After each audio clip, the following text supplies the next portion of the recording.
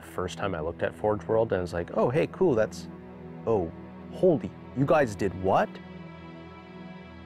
There's just way too much. You can't keep it all in your head at once. It was so beyond our production capability. We were just like, you know, that's crazy. We can't do that. I couldn't stop the artist who started creating it.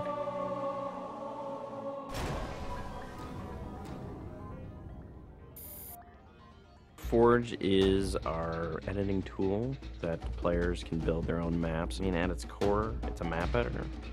We always had this vision right from the get-go, which is anyone can build anything.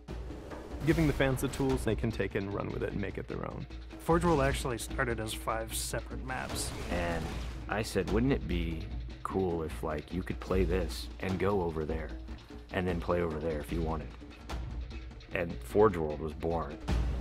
There were a lot of people telling us that, no, you cannot ship this as one big map. We have this awesome new automatically generated LOD system called impostering that makes objects that are really far away really cheap to draw.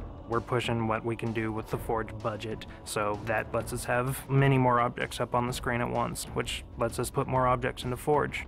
Interesting to take the Banshee or Falcon out for a spin in Forge World, because it actually takes a while to get from one end to the other. The second you come into this space, you should know that you're on Halo. Our old friend, the Forerunners, come back, because the Forerunners create all sorts of cool, interesting pieces of geometry. We wanted to give people a variety of locations that they could forge in a different way. So a gulch, an island, an interior, a very small outdoor pocket, and then the rock, which was kind of based off Ascension. Let's use a lot of interesting parts in it so that people can manipulate it or we can change it.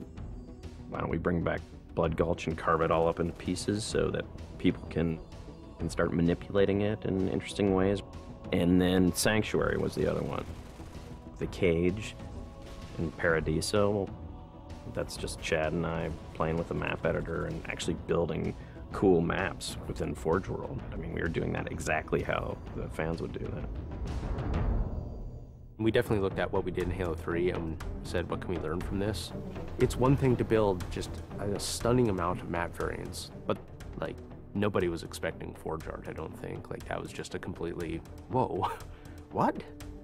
The Rube Goldberg machines, yeah, those are everywhere. In Halo 3, it was cool that you could move things around, but it was still kind of clunky. And we're like, we have to make this better. What are some of the tricks that the community is using, and how can we make those not be tricks and just make those be tools? We took that stuff and made it like a real feature. There's normal, phased, and fixed. So normal is like Halo 3 style, you know, it bumps into stuff when you let it go and it falls to the ground and moves around and stuff. Fixed is the same thing, except when you let it go, it stays exactly where it was. And then phased is the coolest, because it means that while you're editing the object, it's not actually interacting with the environment. You can put it through a wall, you can put it, you know, through other objects. Which changed everything for Forge, like immediately. It's much easier to build a Forge space.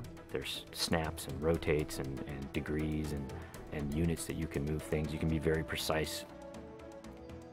The camera controls, it's actually really good for object placement because like little touches on the stick don't translate into really sudden jumpy movements. And then we also have a fine editing mode. You click the stick in and then your camera starts moving very slowly. You're not spending like 3 hours trying to get one block to line up directly to 3 other blocks. You can select individual objects and say, get rid of all the objects of this type. So if you're trying to get rid of all the spawn points on a map because you want to go and replace all the spawn points, you can do that. You can do custom colors. You can take these Forge pieces and say, hey, that's blue. So the blue base can truly look like the blue base. Reach's expanded sandbox includes new things like, you know, jetpacks. And if people want to build some sort of 3D map and really make use of the jetpack, they can do that now.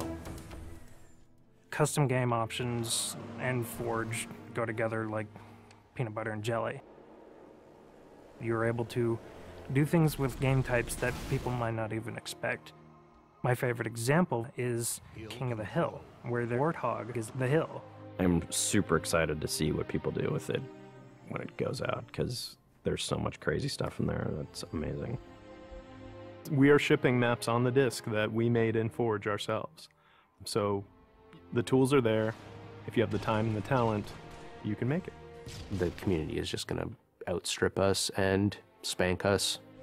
With the new tagging system, you can save a forged variant, you can post it to your file share, and then you can say, you know, sweet new map. Things that are good are downloaded by a lot of people and passed around to a lot of people, and that makes the really sweet stuff bubble up to the top. I'm looking forward to what the next big community game type is going to be. We realized that Reach was our swan song to Halo, and what better way to do that than to let people do what we've been doing all along, which is creating new cool maps. It's nice to go out with a bang, and this is a pretty big one.